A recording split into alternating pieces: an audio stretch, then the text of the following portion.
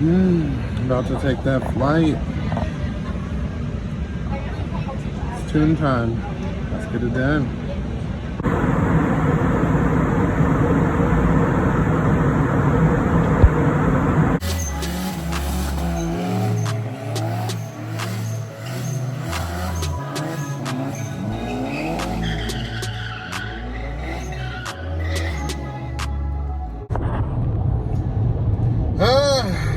Nice long drive. 2.5 hours to be correct. Got the rental car. And yeah. Guess I'll see you when we get there. All right, and we made it. Okay, so this is a 1988 Chrysler Conquest. I don't believe that's the original color, but it could be. Probably is. Looks like it. Repainted a couple times. So we're here today to tune this car. It's multi-port. It's on microtech fuel-only computer. We got ample amount of fuel injector power. So we're at 24 pounds of boost with technically 2000 cc injectors at 50 psi. And yeah, we're gonna tune it, and once I get the base down, we are going to pop it on a dyno and see what number she makes at 24 pounds of boost. Fully built bottom end. The top end is stock, or what do we? No, it has the 294 cam. Okay, oh wow, okay, Lobie. All right, and I want to introduce the owner. Yo, what's going on, everybody? Yes, sir. I'm 5 foot flat. This guy's 6'8". I got this from Jose and decided to go multi-port, and here we are. Now we got Isaiah tuning it because I don't know what I'm doing. It's cool. I got you. I got you covered. Put it together, but I can't tune it. I hear that. All right, so I'm gonna do some base preliminary. I'll edit that, but preliminary stuff, and after that, we're gonna start the driving. So I'll be right back.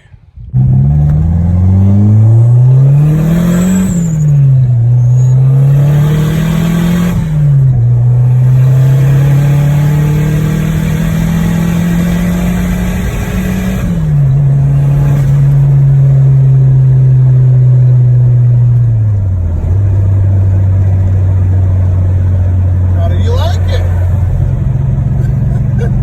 You look nervous.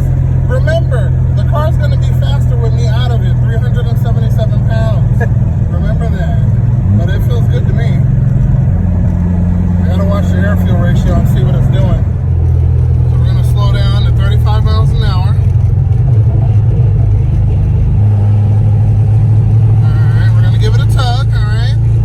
And we'll log the data and see what happened. Ready?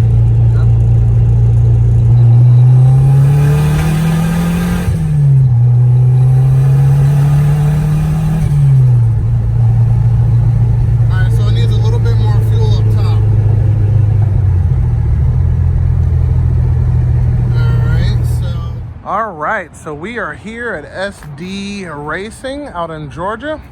We're going to be borrowing their dyno for a bit to do some pulls. The tune isn't perfect, but we're going to see what she's got. We tested it at, what was it, 19 psi?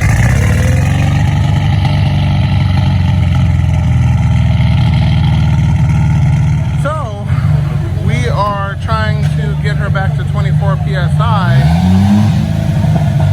where it should be around 400, or at least we're hoping, but we'll see what she puts together.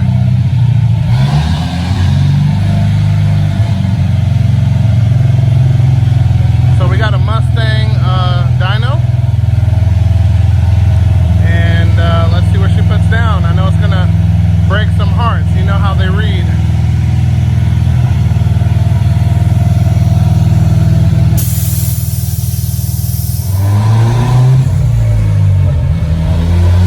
I need to see RPM.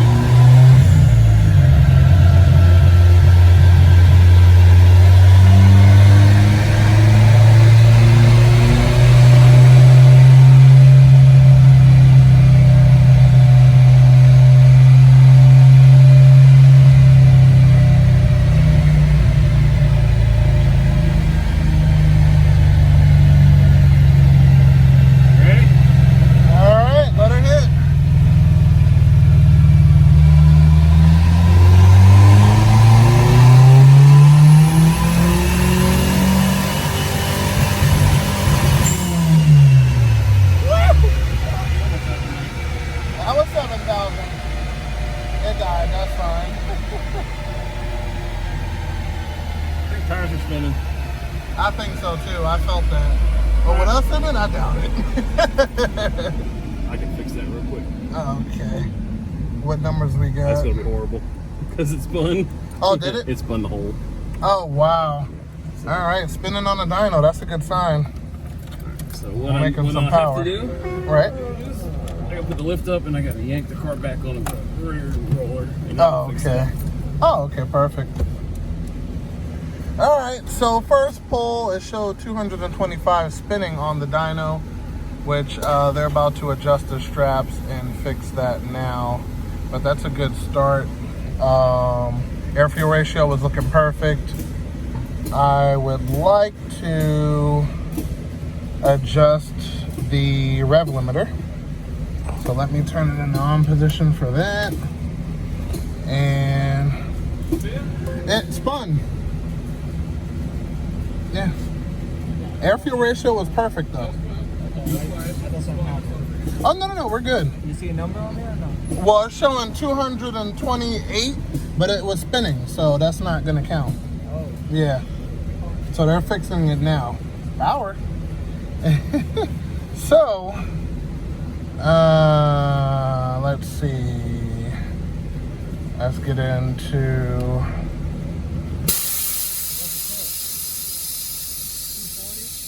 Yeah. I need to log what that was also. So we're gonna go to data logger, wrong one. And then we're gonna hit record as soon as it does what it does. But first we're going to clear this road log and we're gonna start a new one as soon as the dyno starts. Perfect. So I could see what RPM and all of that other good stuff. So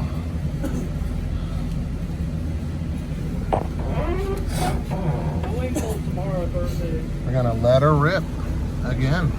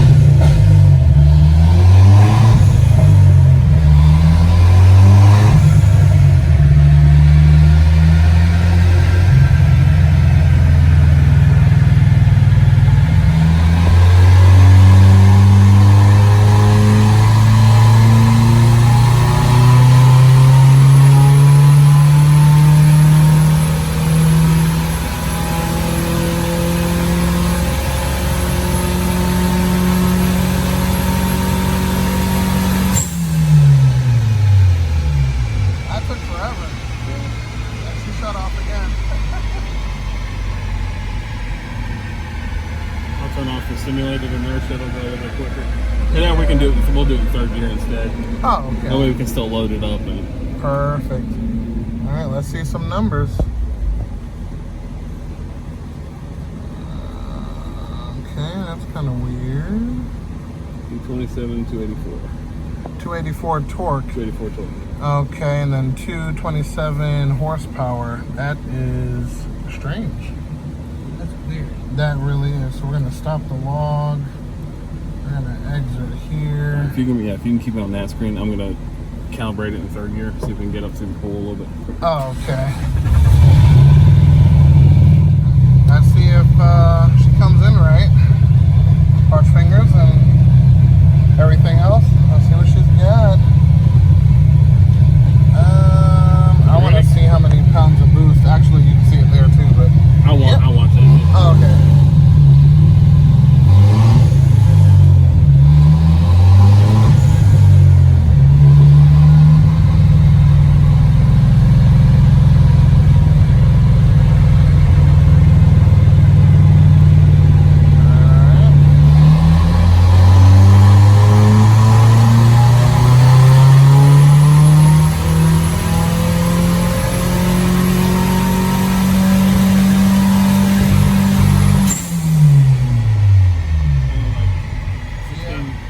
Like 16. Yeah, we're not gonna hit the 400 horsepower mark at 15 psi. That's for dang on sure. So 15 psi or so, making. Okay. It went a lot higher that time. I like that. 203 horse, 235. 203. Yeah. Not looking especially impressive. But, okay, so we ran into a couple of issues. We got an exhaust leak over here, including on the wastegate back here. So it's not allowing us to hit the 24 PSI to get that number we were looking for. So we tightened the wastegate, or excuse me, the boost controller all the way, check for any boost leaks, check for any vacuum leaks, and it also could be this turbo. Also might be on its way out. It seems to be okay as far as, you know, seals, and it's not scrubbing the housing or anything like that, but it could be the turbo at this point. You're only going to get but so much for $120, $140 turbo. So I can see in the future me coming back here and tuning this thing again on, you know, a better turbo, something ball bearing, hopefully. But let's take a look at the dyno. And the more we tug, the lower the horsepower goes. So now that we boosted it up or maxed out the boost controller, let's see what happens. Wait for the car to cool down and we'll get started. Okay, so we had to cut it short. We didn't get our last pull because we blew the, drum roll please, starter. So we're gonna push start this mother and make our way back to the crib, and yeah, take it from there. She's gonna have to cool down. She's tuned up top, couldn't tune down low because the throttle plate keeps getting stuck. So we'll definitely do as much as, well, I'm gonna do as much as I can do as far as tuning, but drivability is awesome as long as your foot's on the gas. So yeah, we'll kind of take it from there and boom, done. Okay, so everything is what it is currently, and yeah, we'll probably be back and tune it again depending. He's going to be upgrading the turbo and fixing some things that definitely need to be fixed, but in general the power is there. So it's definitely a good car, good motor, very strong. And when it's all said and done, around 24 PSI, it'll definitely hit the benchmark. So yeah, so stay tuned for that in the future. We'll see. Okay, that was definitely a fun trip. There's going to be some repairs and stuff done to that car, so it will be ready for the next go around. But today, we're also going to be upgrading our 3-post strut bar. So, first, how would this be an upgrade? Well, this one here is slightly different than the one I'm about to show you. So, let me get this one off, and I will show you the exact differences, okay? So, first we're going to begin by loosening up the tension on this bar. So we have an adjustment ring here and here. I like to move them at the same time so it relieves the stress on the frame at the same time. Then we're gonna do the same thing for this bar. There's a adjustment ring here and here, and same deal on this side, here and here. So once the bar is loose, we're going to take off the center mount and the strut mounts, and we're going to check out the differences. Okay, so excuse the background, but I just want you guys to grasp the concept here. So a strut bar is to brace the frame from flex, right? So I've had this one on there for years. Needs to be cleaned up a bit, which I am going to do. So this is your adjustment net, right? So it pushes against the bar and that strengthens the frame. But what happens when you come down a curb, you know how the car goes teeter-tot, and you hear the frame sometimes make noise, especially if you have stiff suspension. And what is happening here, and the reason why I'm changing this one out to a different one, which I'm going to show you in a second, is when the car lifts up, it detaches from the bar. See that? So it moves in and out. That is not good. See, so you actually want it to be threaded onto the bar, so even when you go down a curb, it doesn't release on the back end. Okay, so that is the reason why, you see how that moves in and out? That is the reason why we're moving on to this new strut bar. So let me show you guys exactly what that is and tell you who makes it. Okay, and here we have Torrent's Tri-Bar for the Starquest. So immediately you can tell that every one of these are threaded ends, which basically means as soon as you tighten the lock nut, of course, whether it's a inward stress push or a stress pull when you're coming off the sidewalk, there's not going to be any difference. It's going to hold exactly where you have it set.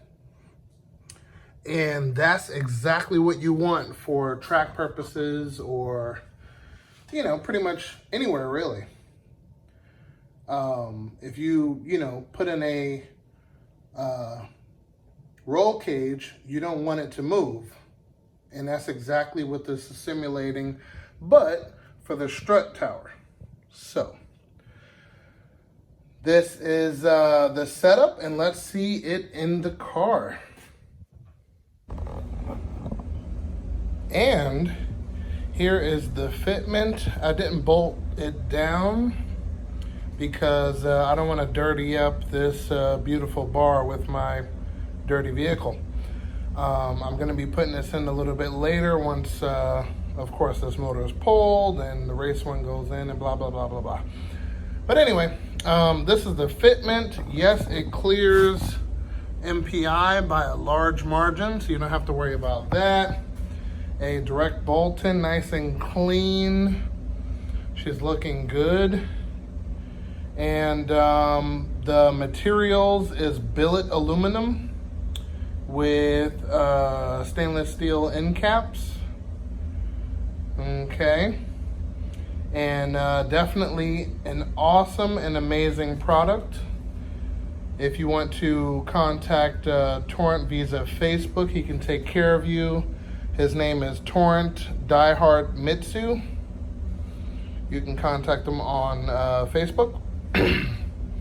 And yes, not only did he supply me with this one, but he also supplied me with the rear, which I'm going to show you on a different car because I have some stuff on my trunk that's not to be revealed yet. But anyway, let me show you the rear bar. Okay, and here is the rear bar on a customer's car. And again, it's a billet aluminum pole in the middle and steel on the end caps.